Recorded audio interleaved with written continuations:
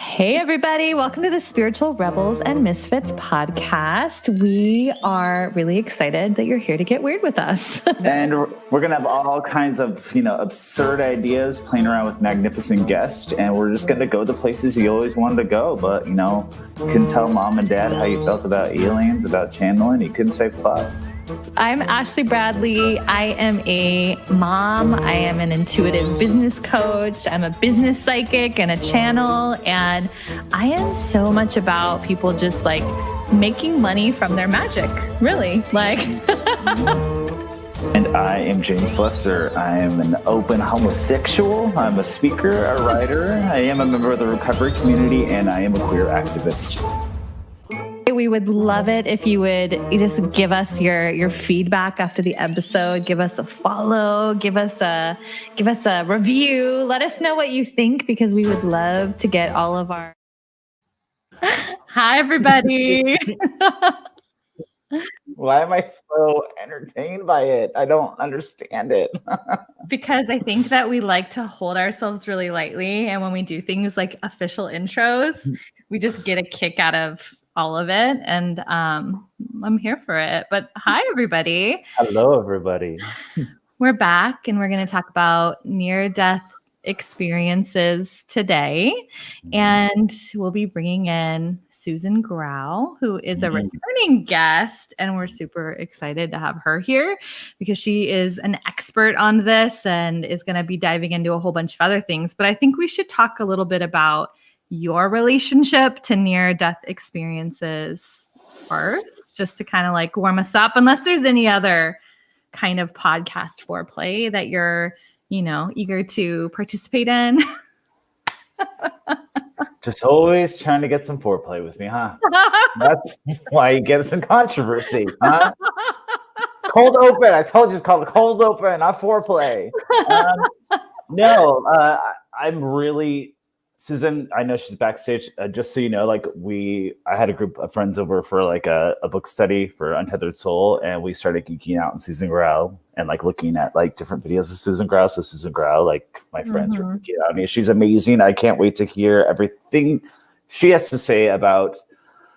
I don't know, but I got when I was getting ready for it, I started to get a little weird about it, and that's how I constantly feel about it. My relation with this, and people that privately know me, I talk about it sporadically, but a little over four years ago, I did, I guess, technically die for a little bit, and it feels weird to say it comically, but I don't know, it feels like, I guess I deep compartmentalize sometimes with it, and then it creeps back up. But as Ashley had mentioned in the post about it, it really was an experience that ended up saving my life.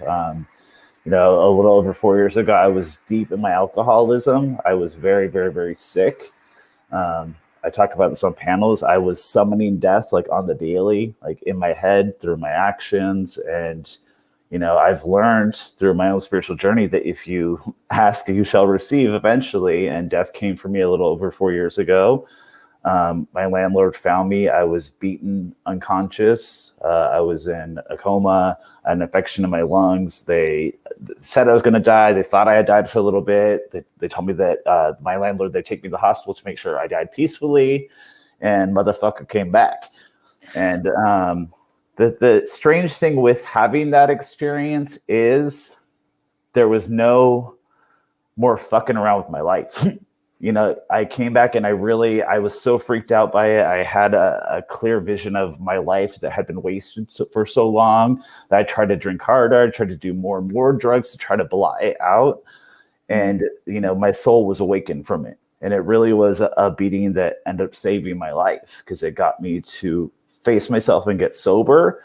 The near-death experience, I'm really interested in Susan's, exploration of it, because for me it's still muddled. 4 years later, I do remember being in the room looking at my own body and people attending to my body and being like, oh, really? I didn't know that. Yeah, and kind of being like, what the hell is going on here? I think I was at such a low frequency when I went out. I was already drunk when I was beaten to death, that I didn't have enough of a connection with my soul to understand what was going on. Even afterwards, I had flashes of the events. I had flashes of watching the event of myself being in the hospital. You know, I had let loose of all my bodily functions. I remember watching that and being so embarrassed, and then being tripped out that I was watching an experience going on in my own life and being embarrassed by it. So it's interesting and it fascinates me. And I love hearing people talk about their own journey through it. And I knew that it awoke a lot from Susan. And for me, it really awoken my liberation to actually want to live and to fight back against my alcoholism. So yeah, I'm really excited to hear anyone else that may be watching today during the live, any input you have in the comments, please drop it. Any questions? So yeah, there we go. Yeah. So I also want to add into that of telling people like this is live and recorded live so that you can ask questions, curiosities. If there is an experience that you had that you want to share that you wouldn't mind us sort of pulling in and sharing with everybody, please do that in the comments.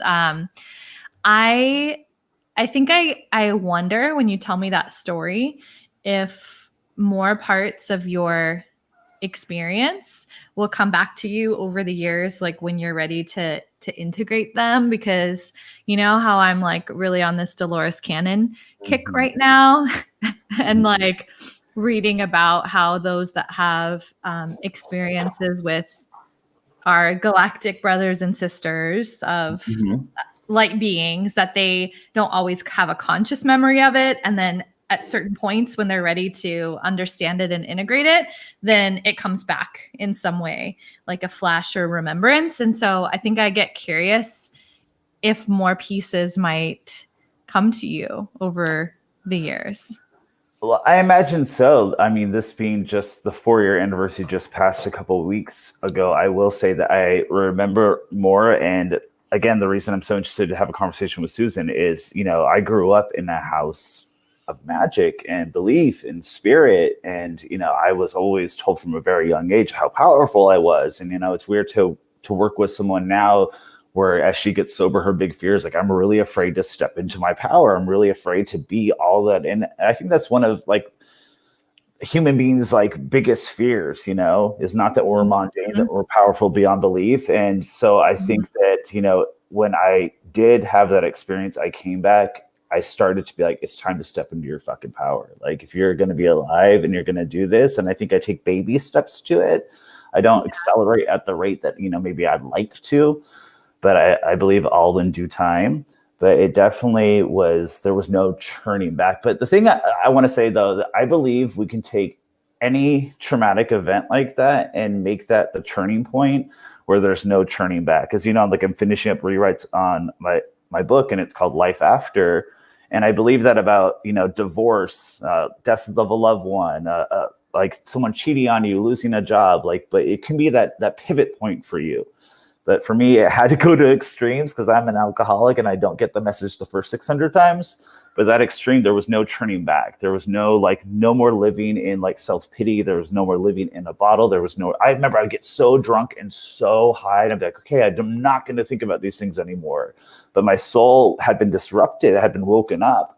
And I would still think all these really deep thoughts about like, what do you know? This is not your calling. This is no, you're going to get on board with this journey. Like I remember hearing voices like, it's time for you to move forward, you know? So I think all in due time, but it's people trip out when I say, I'm so thankful for that beating. I really am thankful for that beating because it truly brought me back to life. So yeah. It kind of trips me out as well because there's a lot of mystery around it as well. Like the person was never caught and the videos like were kind of mysteriously not there.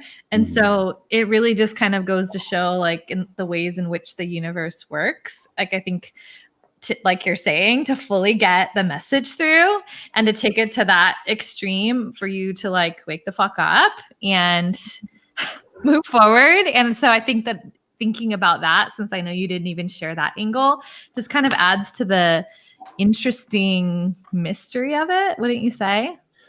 Well, when I was released from the hospital and went back home, I remember a couple times the police department showed up and they were trying to do an investigation. I was not cooperative whatsoever. And then about a year into my sobriety, an an actual television company got a hold of me and were asking me to participate in like this show about people that had gone through a violent crime, that had died. To go on air, they're going to like have like psychologists and psychics and all kinds of, and they wanted to solve it at the same time. And I started to fill out the paperwork, but something pulled me away from it. And people get kind of mad when they're like, oh, did they ever catch the person?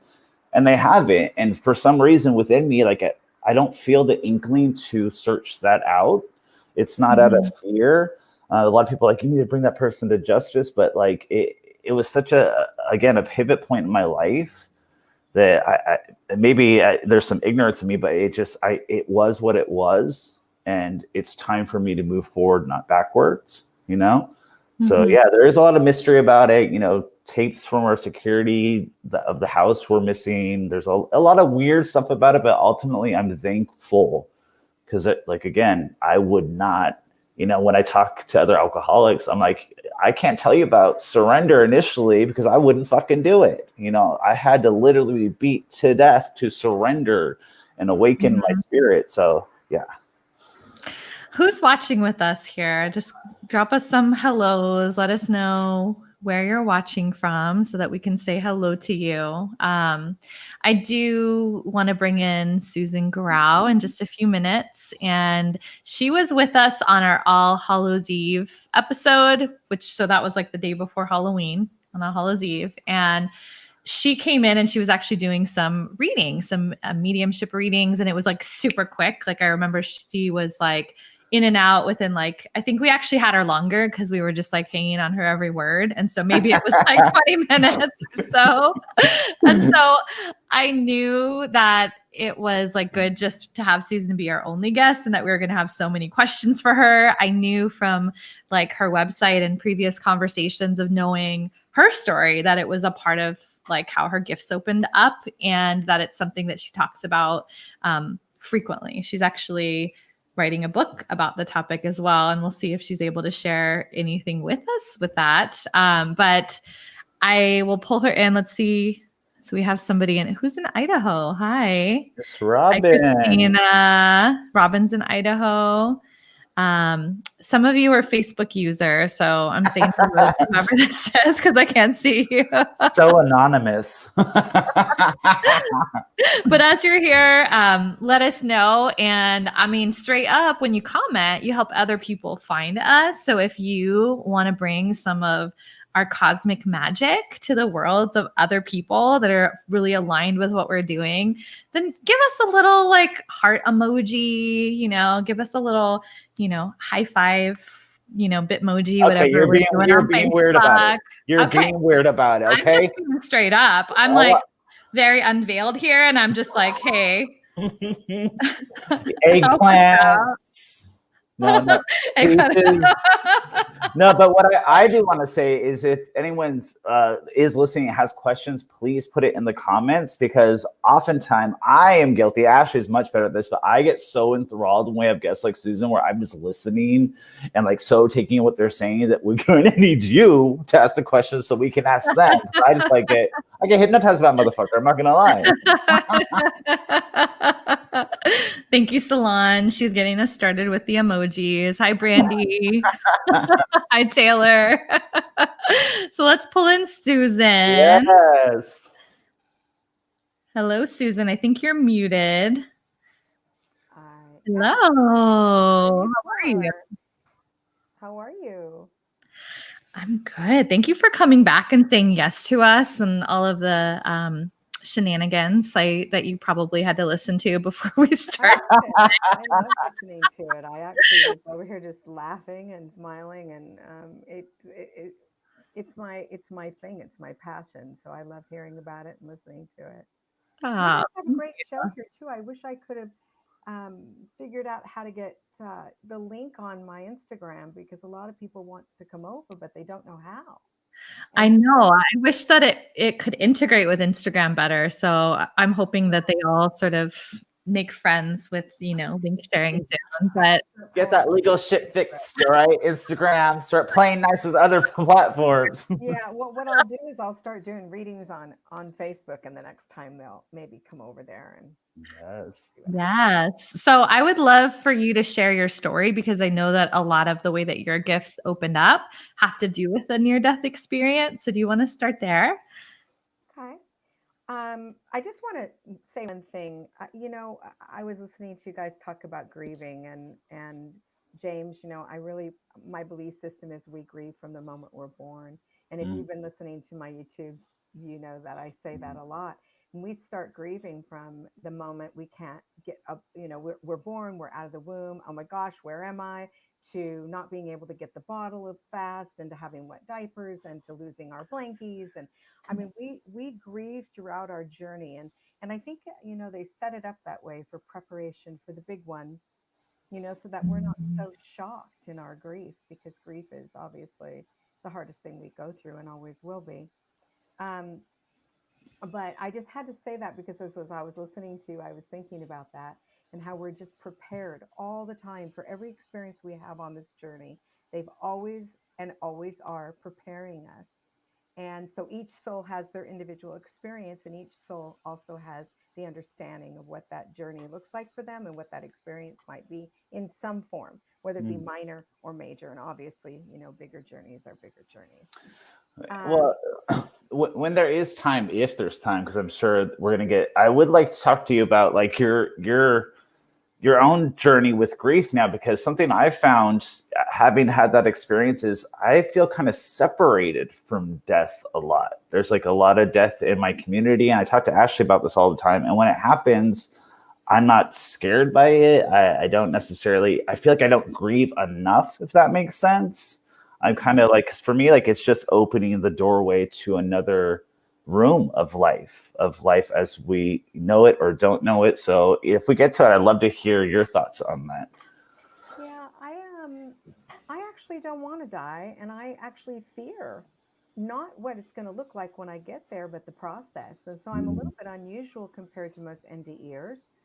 I think that many of them have no more fear, and life is grand, and they understand everything, and they go through the journey, everything is wonderful. I was the opposite. I was scared. I had terrible trauma in my journey. And I was told I was going to, so I'd have more to offer and more to give. And the more you go through, obviously, the more you can give away. But I think about how I'm going to die scares the hell out of me, if I'm honest with you. And but getting there doesn't scare me, but the path getting there does. There's no, for me, I think that's, and I think there are some people like me out there. I hope there are, but I had a profound experience, but I was a very young child, and so when I was 4.5 years old, I was locked in an unplugged freezer in a garage, and some boys locked me in there, and I died. Pretty simple. When I got over on the other side, I remember every detail of what I saw. It was quite profound, actually. I remember everything. And I remember everything they taught me. I didn't understand it all. But I remember. Susan, before you tell the full story, that they're saying it's a little hard to hear you and that it sounds a little muffled.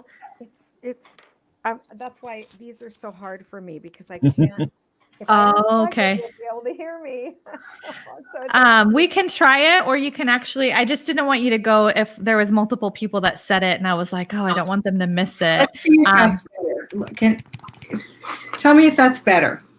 Yeah, as long as you turn your volume down so you don't hear us too loudly, it shouldn't echo. But I think right now it sounds good. Okay, can everyone else hear me? How's everything? How's everybody? Can you guys check in with us now? But yeah, I was like, wow, I didn't want to interrupt you, but at the same time, I'm like, I feel like it's worse if I let her go through this whole story and they can't hear her well. Yes, they're like, yes. Okay, thank you guys for letting us know. I don't know what I'm going to do if I do a podcast, because me and headphones don't do well.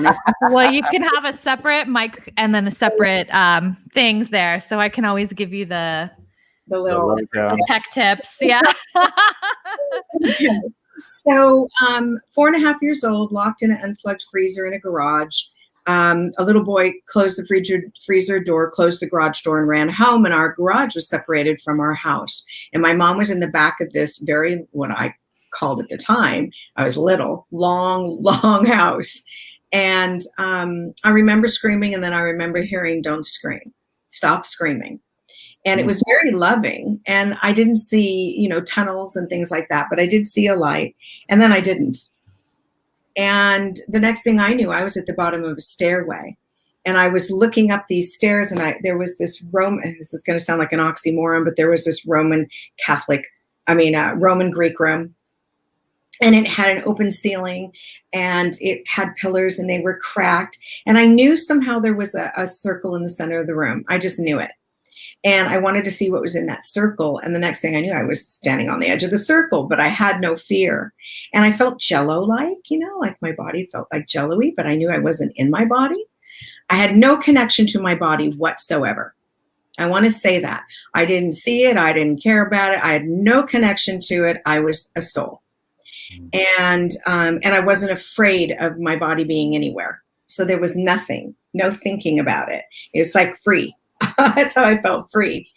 And there was this hole, which I choose to call the well. And I have to tell you before I go further, I worked with Dr. Raymond Moody. And in fact, I got my doctorate in ministries of near-death experiences with him. And I have to tell you that he said to me, I said, "I never saw a tunnel. What's up with this? How come everybody says they see a tunnel? This is bullshit. I want to see a tunnel. I didn't see it." And I was really upset. And all his booklet says tunnel. And he said, "Well, what did you see?" And I said, "I saw a well." And he said, "Many, many people call it a well. We had to call it something. We had to have something that was a commonality across the board. And we chose tunnel." And I thought, okay, I can calm down now. But I was pretty. You got gyps. You got gyps. I was missing. Anyway, I saw this giant well, and I saw words spinning in this beautiful well. And but it was like DNA. If I look back now, at the time I didn't even understand what that was, but they were twisting and turning, and they were moving in all directions together. And I knew that it was people's needs or their desires or their prayers or whatever you want to call it. And I said, "Where am I?" And they said, "You're in the room of heart's desires." And I said, "Do you answer all those?" And they said, "No, Susie, sometimes what people desire the most isn't good for them." And I proceeded to see this path. It was this beautiful golden path, and it had golden pavers on it. So just to preface that, later on in life, I was in with my husband, and my children were singing in a choir at a church, and I heard the preacher say, "And the paths were paved in gold," and I almost fell off my chair. And my husband was going to be a Catholic priest, and he never told me that. It said that in the Bible, and I never read the Bible. I just was in shock. My whole body started shaking, and I said, "Did you know that? And did you know it said that?" And he's like, "Yeah, but I thought you better find it out for yourself." Wow, I did. So anyway, there were these golden pavers, and there were what I thought were humans. They were going to this pyramid of golden pavers, and they were pulling from the bottom. And at that moment, I knew directly, not indirectly, I knew that was their soul journey, and they were pulling from the bottom of it and trying to pave their path. And what happens when you pull from the bottom of the pyramid? It gets unbalanced. So I knew that the soul journey was unbalanced. Whatever that meant, I knew it. And I heard them saying, "For the love of God, help me. Somebody do something, help me." And I saw them coming in. They pulled up the pavers. They put them to the bottom of this beautiful pyramid. They meaning angels, spirit guides, loved ones. It was a spirit, and lots of them. And I remember saying, "What are you doing?" And they said, "We are the pavers. You are not. All you have to do is walk."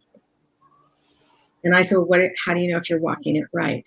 And you're going to understand this, James, very clearly. They said that we will either bless it or block it. They said, if we block it, make no mistake, you can get through it, battered and bruised at best, or you can shift. And if you see another wall, shift again. And if you see another wall, shift again. And before you know it, we will be on our path, paving for you to walk. You think you know what's right for you. We know what's right for you. You think you know what it's supposed to look like. We know what it's supposed to look like. And then I was in, I went to the room, and now I went all these places, heard a whole bunch of wonderful stuff like that. If I went on, it would take me an hour to tell you the whole story. Ultimately, what happened is they were, I was told that they were going to get my mommy, and they told her, your baby's in the freezer, and she didn't listen. She wasn't meant to. And then she heard it again a while later, and she came running out, and I was there. She said she spun me around. I was ashen. They didn't have cell phones then. I'm going to be 62, really quick here. And they didn't have cell phones. And my mom said that she, let go of me screaming to go run to get a phone. I fell, I hit my chin, which the scar is still there. I still feel it. Split my chin open and took a breath. I wasn't meant to be gone. And they think I was in there. They know absolute that my mom waited 20 minutes from hearing it to coming, but they actually think I was in there over 4 hours. I should have. So I don't know how much oxygen is. I never looked it up. I never studied it. So I don't know how much oxygen is in an unplugged freezer. I have no idea. I just know what happened to me. But, in the afterlife, there's the room of knowledge, which is an amazing room that is filled with, I want to call them virtual books, but they're really not books, but they are virtual. Mm-hmm. And it's the story of your journey. And it's where you create contracts. And those contracts are not, I hear people say, well, I lost my son to suicide. Did I make that a contract? Was that a contract? And I absolutely not. But your soul needing to understand deep, painful grief and resonating in that understanding was part of it. So we create our journey. Go ahead. I just want to ask a little bit about soul contracts. If you can give a little bit of expansion on that, your understanding, interpretation, because until like these last couple of years, I didn't know what the fuck a soul contract was. I have a very broad understanding of it now, but just for those that haven't really explored that. Mm-hmm. Well, I think a lot of mediums and a lot of spiritual workers believe that everything is a planned event. I do not. I go against the grain. I always have. I'm just one of those. And they also believe that everything that happens in your life is a contract. And I believe there's free will. And if there's free will, they can't contract it because they know about it. If they knew about it, it would be a planned event. If it's a planned event, free will. So for me, it has to make sense. I'm very analytical, and it has to make sense. That makes no sense to me. But what I do understand as a contract is, for instance, I might be up there with you guys, and I might say, there's going to come a time where I'm going to need to talk to people, and I don't know how to get through to them. And you're going to say, well, let us do this for you. And here we are. Or my soul wants to resonate in the understanding of marriage, let's just say. So I will be married if that's my contract, who I marry, how long I marry, the kind of marriage I have, the type of person I marry, my joy in my marriage, my heartache in my marriage, et cetera, is all free will for my soul to grow and expand and be free. And that's the free will part, but I will be married. Might be 90, but I'll be married. I'm married, but my point is that that's the contract. So contracts are our soul's decision of what we need to resonate in, because we come here for knowledge and love. And in order to, so if I were to give you a book on the ocean and you had never, ever, ever seen the ocean, and you read everything about it, that's what happens up there. This is experiential here. So we go, well, I want to know what it really feels like. So until you put your toes in it, you smell the salt air and you resonate in the energy being knocked around in the waves and the coldness on your feet and the heat of the sand burning the bottom of your feet. You don't really understand the ocean and the sand and that experience, do you? You have to be in it to understand the full experience. We're here to do that. Whether it be love, making love, whatever it is, we want our souls to understand and expand in. I love that you say that, because I think people that do talk about soul contracts, I think it's very specific, and I love that you mentioned it's broad. You know, if you're meant to experience grief, it's not going to be a specific grief. It could be a variance of elements of grief. Marriage, like you said, it can happen when you're young and when you're old. So for me, contract are like little stipulations of things you will experience while you're down here on the earth experience. Go ahead. No, it's okay. Go ahead. Well, and then I love what you were saying about free will too, because in the program that I work, we talk about nothing happens in God's world by mistake. And I always say, like, they'll say, well, this happened. Was that God's will? And I said, well, you weren't being in God's world, were you? You were being in your own world, and you were making your own path, and you were going against the universal forces that are trying to aid you. I don't know if that makes sense to you as well. It does, you know, and in God's world, I don't believe anything's by mistake, because I think they make good of it for our soul to grow. So there are no mistakes, not really. We will do things that don't look good to us, and we will do things that ruin us, and unfortunately, and we will do things that harm others and all those things, but we grow in that. And so do I think that God planned every one of those things? Absolutely not. I feel like if that were the case, why am I here? What the hell would I need to be here for? You know, my free will has to be empowered. Everything I make a decision on changes my soul. Mm-hmm. So if I didn't have to make any decisions, how would my soul change? Pain is our greatest motivator to change. So our greatest motivation in free will is pain. We cause ourselves pain. We cause other pain because the soul expands in pain. When we are in pain, the first thing we do physically is contract. You know, if you think about, oh my God, my child, you know, we contract. But then as we're going through the experience and we're healing, we're expanding. And the reason we're expanding is because our soul gets an expanded awareness and clarity about that circumstance so that it has this growth potential. But we can't have that if everything's planned. So it's not a mistake. They're right. You got to accept that a lot of mistakes are right. But it's meant to be for us, whatever that is, whatever that circumstance is. They make good of everything. They will help you understand and become more if you choose that. So you have the person who's grieving, you know, and I know if you've watched my YouTubes, you guys know both my mothers and my brother committed suicide. My best friend committed suicide. My sister-in-law died of brain cancer. I could keep going.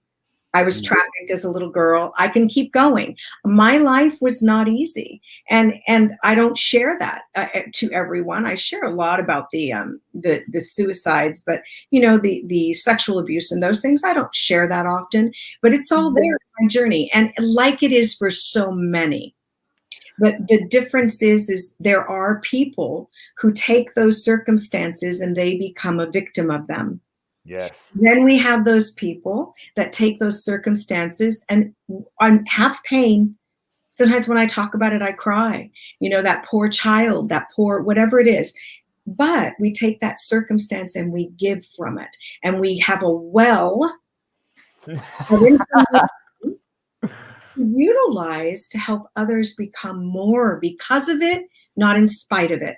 If you are using the word, yeah, I went through that, and in spite of it, I'm still strong. Ooh, you know, what a negative connotation. But because of it, I'm more, so I have more to give. That's the goal here, is to get that. Some people automatically go there. Some people do not. Yeah, and I get that total mindset. Sorry, Ashley, if you're going to say something. When I first started getting sober and I would talk about the event I described, I would always say I would be the victim of a home invasion. And now the last couple of years, I say I am the survivor of a home invasion, because I really feel that whole mindset that you're speaking of determines the life journey you're going to have. You're either going to be the perpetual victim, or you're going to rise to be altruistic and help other people find their bearings. So I love that you bring that up. How about this one? You're a thriver. Invasion. Loving that. I'm taking that, Susan. You didn't survive it. You are thriving through it, and you do more to others because of it. So I'm not a survivor of suicide or sexual abuse. I am a thriver in it. And I take it, and when someone comes to, and let me tell you, they bring lots of people who have sexual abuse, who have been out there in the world being trafficked. They send people who are suicidal and commit, and lots of suicide in their journeys to me, because they walk in the room and I'm already I'm already there. I already know they've been there, they are there, they will be there. And so, because I understand that emotion so vehemently deep. And so what a beautiful gift they gave me out of it. Because if I couldn't do that, I wouldn't be sitting here with you guys. Number one, I probably would have blown myself up by now. Honestly, the journey was hard, and it was hard for you too. And I don't know if I would be that person that if I could shift that, I wouldn't. If you threw all your stuff in the center of the room and I threw all my stuff in the center of the room, I can guarantee you I'm walking out with mine because I understand it. Number two, I've grown through it. And number three, I have something to give because of it, because I have such a deep understanding. So when I was there, they talked about all of this to me. And yeah, let's talk about that more, like the creation of a healer and how the gifts are connected to it. Because the way that I'm seeing it is that with an expansion of range, that the deeper sort of frequencies that we might experience, that gives us an expanded range. And the way that I'm listening to it, it sounds like that's the thing that gets us in touch with more of our magnificence, right? Like, or how Abraham Hicks might talk about how the solution is never created, sort of like with the problem that everything has to have its other counterpoint. Like I'm seeing this all connected in to how the gifts open. So let's talk about that. I'm so curious. Okay. Well, when you're in the problem gets bigger. And when you're in the solution gets bigger. So let's get bigger, right? We want to get the solution at all times. And that's hard to do when we're in pain. So do you have to have a near-death experience to have these gifts? Absolutely not. So I'm not too convinced on that. I have to say, did it help me understand? Nope. I was terrified. I came back. I saw people, and I saw people before that. I actually saw animals floating when they would die at 3, and I remember it. And it's how I went back to that memory. But it was always there. But I have to be honest with you, I didn't expand more because of it. I understood more because of it. And there's a difference. We all have the pathway. So we just have to work the muscle. And some of us are meant to use it in this lifetime and some of us aren't, but we all have it. And working the muscle, if I'm not working the muscle, I am not growing in this gift. So it doesn't matter whether I pick up a 1 pound can of beans or a 1 pound weight. If I'm lifting it the same way, I'm going to get that muscle the same way. It's the same way with the muscle to the pathway to spirit. So, when I teach people that, you can expand into this. I don't know how far you'll go into it. That will be spirit's decision. But my near-death experience, it gave me validity. Okay, so honest, out the gate, it gave me validity. So when you've had a near-death experience, people go, whoa, this woman's seen the other side. So there's the validity. And in that gave me courage to be a medium. It gave me strength to say, listen, I saw the other side and I could utilize that. And so it helped me grow and work that muscle more and more and more. I want to say probably I felt more trustworthy because of my experience, because when you talk to me about spirit, I can tell you what I saw. I'm not just going by something that doesn't make sense. And just to take that just a step further, when things don't make sense, pay attention. So when somebody tells me you have to wait 3 months to talk to your loved one, don't do it before 3 months. Spirit wants you to wait 3 months. And they have this rule. And I'm like, I hear it all the time. And people call me and I go, well, let me ask you a question. Did they tell you there's time there? Well, yeah, I asked them. They said no. And I said, how does that make sense? No time there. That's some. I'm sorry, Susan. I hadn't heard that before. That sounds like some bullshit. That kind of stuff I know the difference of. And so that gives a little validity. But I have to say, there's so many beautiful, wonderful mediums on this planet that have never had a near-death experience that blow me away. They blow me away. But on the other side of that coin, if you want to talk about the truth of the afterlife, you need to have been there. And I don't think enough people have seen it to be able to talk about it, yet they do all the time. And so when I'm listening to that, I ask them, where do you get this information? Well, from spirit. Okay, well, but are you sure? I'm like, are you sure? Because it doesn't make sense. So much of it doesn't make sense. And they're not nonsensical up there. They taught you to have a brain. They gave you the brain you have. They're very intelligent and worthy and loving. And they have all of, 5 million times fold what we have. So they're not up there stupid enough to say something that doesn't make any sense. Right? So that kind of thing always comes up for me. But as far as being, the truth of the afterlife, and since this is near-death experiences, is that they love you and they want you to grow and be more. And if that means pain, it means pain. And you'll do it for yourself. They don't have to do it for you. You'll do it yourself. Then they take that and they create more with you. So, yes, your psychic abilities probably grow. Mediumship doesn't grow through near-death. Psychic abilities, I think probably it helps. But more importantly, your psychic abilities grow because what happens here? Your intuition is your psychic ability. It's in your gut. It's not outside of you. Mediumship here, intuitive is in your gut. And so your gut says, don't do that. How do you tell the difference between gut and fear, my friends? How you tell the difference is fear feels unsettled. It feels anxious. It feels overwhelming. It feels all these negative emotions come from fear. From intuition, it's calm, it's peaceful, and it's a knowing.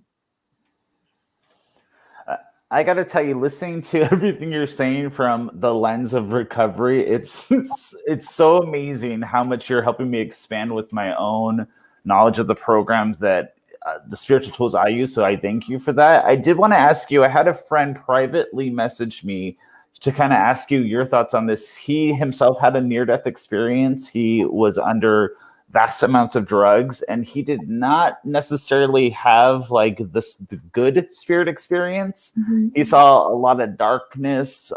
There was a lot of fear. There was a lot of demonic energy around it. And he wanted me to broach your thoughts and perceptions on what that was, and if you had any insight on that. Well, part of that has to do, my belief system, part of that has to do with the drug. Mm-hmm. So he didn't die. He had a near-death experience. Okay, so when you die, you have a different experience. But he was on a drug, and so everything is in distortion. Everything.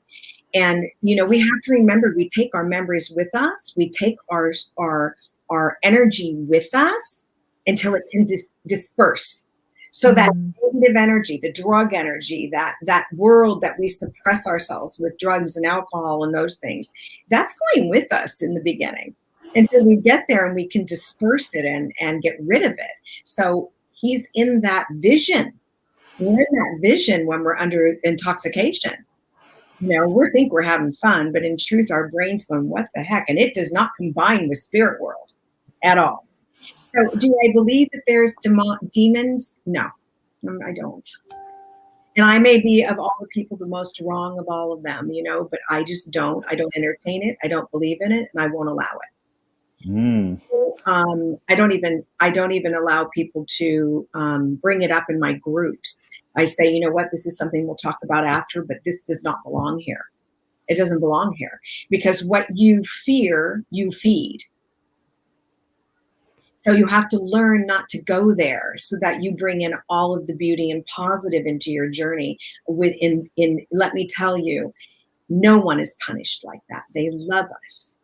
What I do know is, it'd be barbaric to think that they would do that. But what I do know is they will take us to a hospital setting, and they'll work on our souls to heal us before they'd ever let anything bad happen. We're human, and we do that for people. They are love incarnate.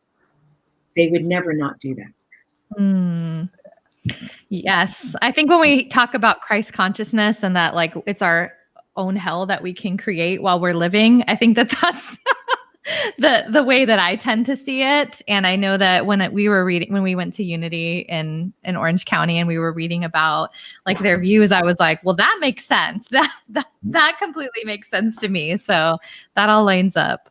Yeah, I mean, it has to make some sense, but I'm so sad that he had that experience, or whoever she had that experience. But what I want them to know is they need to release it, because what we hold on to, we carry, and what we carry, we create.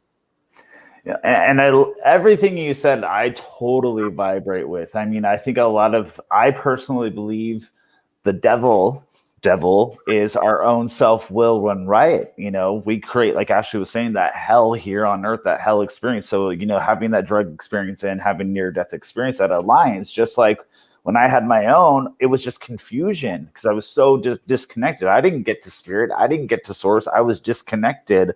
I was, sorry for the language, but fucked up, and I felt that. And to hear you having the actual contact with spirit, that resonates from my core.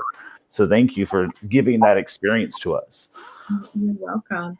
And I think too is when I say we take us with us. So people tell me, well, what about when I'm laying in bed and some negative thing comes and goes and scares me? And I said, how many evil people are there on the planet? I mean, we were to take count, probably half of them. Well, let's say a third.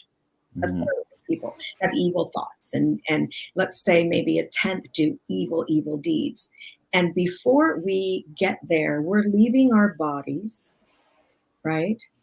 And we still have a little bit more work to do, right? Because we're taking that with us. Remember what I said. And here you are, somebody who can see me. I'm going to do my last boogie booga, right? And on the way out, and it's happened to me. And I'm just like, okay, go, go. This is ridiculous. And they're gone. So, I always tell people, if you give power to demon has power only because you gave them power. Because if they really had power, if there really was demons up there that had power, we'd all be thrown through windows. We'd be said, you think they'd stop with going boo? Right? No. Right? They're going to terrorize you completely and 100% every moment of every day, every chance they get. That's our demons are inside of us. You're right. Yep. And that's the whole free will choice component as well, that like you don't have to choose to interact with it. And so I am totally in your free will choice camp as well.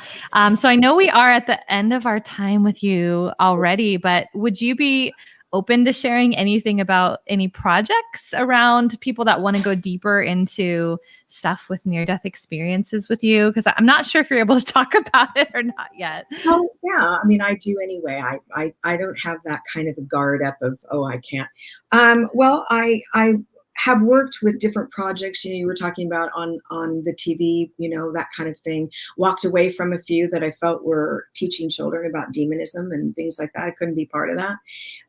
So TV, I feel sometimes like you have to sell your soul to do that. So I've been stepping back from that somewhat. I do it in the background. So there's shows that come on, and I'm very fortunate I get to get the information from spirit for them so that they have more consistency to work with how that person died, what kind of place that is, that kind of thing, and why it feels haunted and everyone dies there. And I did one on the Cecil House, things like that. I was just watching that documentary. Sorry. I just watched it the other night. What did you go to Cecil yourself just real quick? Uh-huh. Yeah. Interesting experience. I connected with, which is really, creepy, the Night Stalker. I mean, when I connected with him, I was here in my house. And he came in. I actually am going to put that video up when I can. It's 2 hours long of connecting with all the people who died and who were there that I didn't even know about. I knew that I didn't know anything about him. This is when I was a little girl. But I'm also doing part of my memoir in the truth of the afterlife mixed together. So my visitations, some of the things I went through that helped me grow, what the afterlife is like, and what spirit wants you to know, through my own experience and my own eyes of what spirit's given me. So that's the book it's getting written right now. I thought I was going to be doing it more, but I kind of keep changing what I want it to look like because there's so much. There's just so much. I can't put it in a book. It's like I can't get it. So I have a writer now, and she's helping me. And very nice. I'm teaching. I'm doing metaphysical teaching. So if you live anywhere in Orange County or LA County or Riverside County, San Bernardino, San Diego County, and you like to learn about your gifts, or even if you have them, which you do, by the way, I teach. And so I do developmental groups. And of course, I do my live events and things like that. I'm just, I love this. I love it. I love helping people. I love what spirit gives them. I love being a conduit. And I love just having that You know, people tell me, you know, you've got this gift. And I go, doesn't everyone have one? You know, this is kind of cool, but doesn't everyone have one? Someone sitting down at a piano and being in an orchestra is a gift to me. I'm like, oh my God, I wish I could play like that. So a beautiful voice is a gift to me, which, by the way, the angels, when they open their mouths, their voices and their music come out at the same time. I love that. It. They also do not punish people who commit suicide.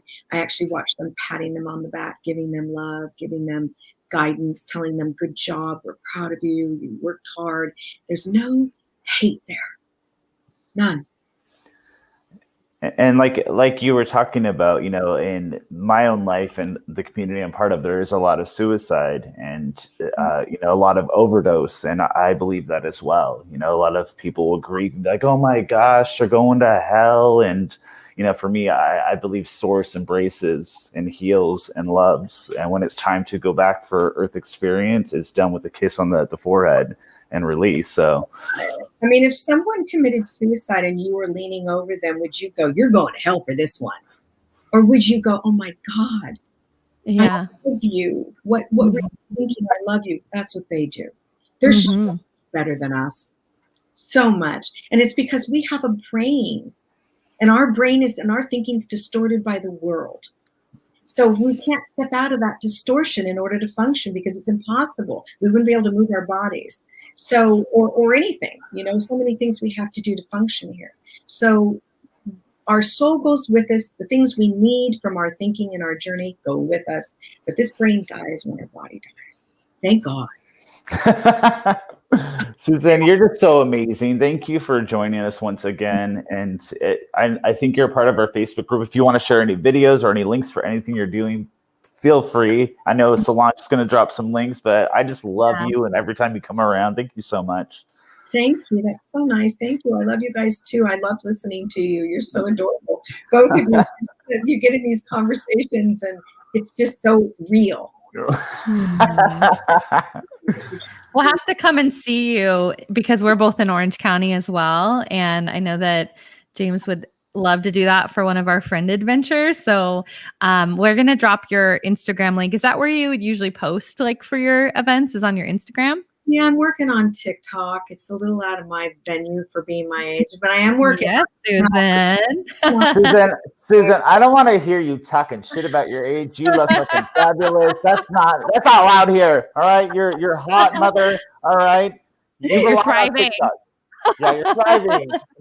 Your early 60s, and you belong on TikTok. All right. I'm trying. It's just I'm not a real good marketer. You know, I'm just not, and I think it's just because I'm so busy helping that I'm not great at marketing. But you don't need to be great at marketing when you got such a goddamn gift in the when present, you got spirit doing it for you, just magnetizing people to you. But thank you so much. I definitely encourage everybody to follow Susan. Someone was just saying that this is one of their favorite episodes and how awesome it was today.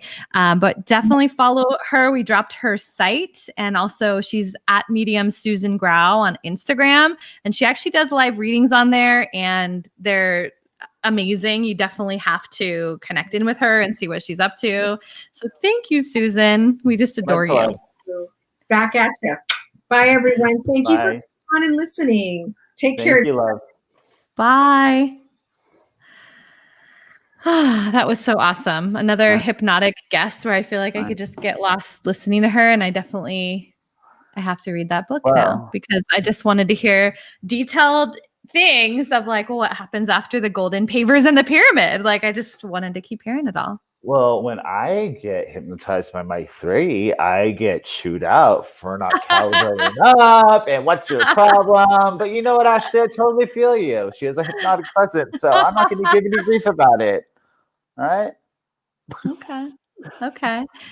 Well, we would love to hear from the rest of you as well if there was something that stood out, like what the big learning was. I feel like I am a big person that's all about free will choice as well, because I do think that when people go to receive a reading, that they're always like asking, like, will this happen? Will my business be successful? And I'm like, Well, like there's a lot of free will choice here. So what we can do is tune into the energy of what we're seeing and see how aligned it is with where you want to go.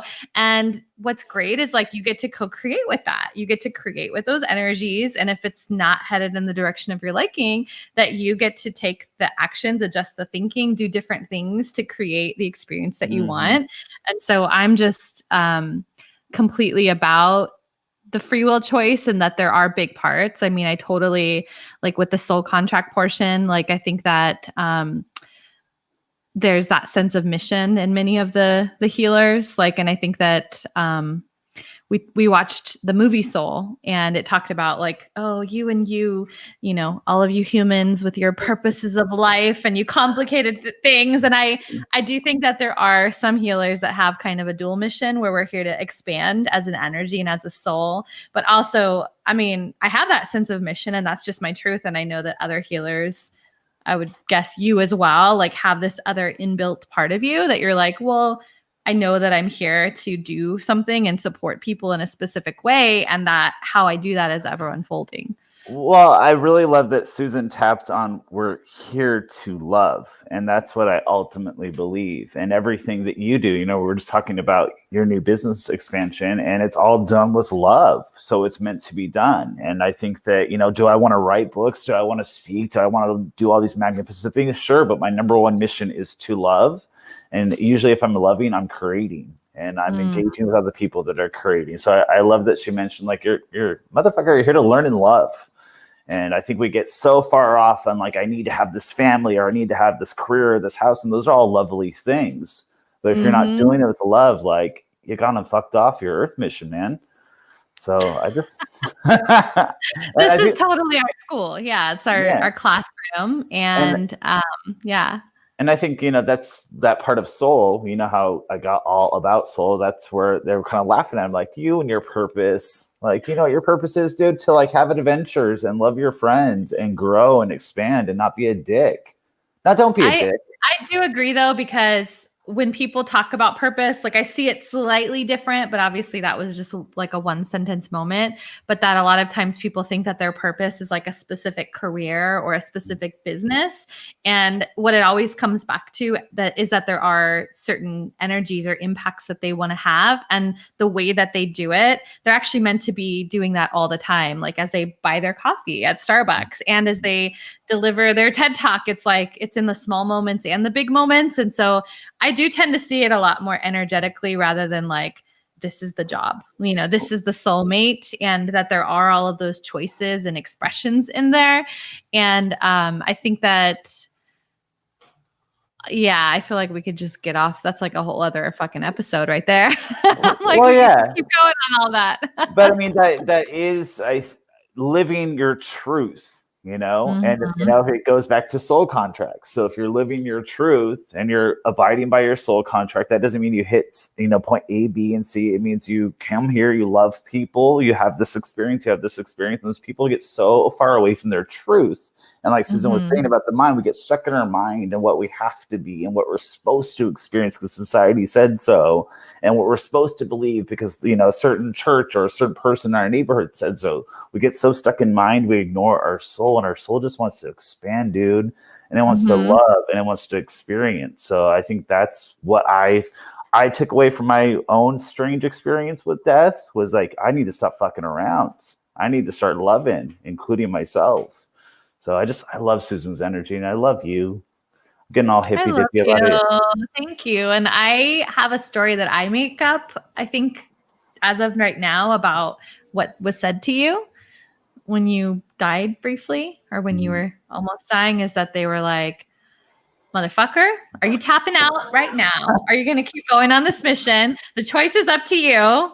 Are we doing this or are we not? And that you were like, kind of reluctantly, I think you said, I feel like almost like maybe there was some convincing, but I don't know. That's just what I'm making up about it. Why do I have like the rudest guardian angels in the world? And why? They're probably an aspect of your soul. So they're going to, you know,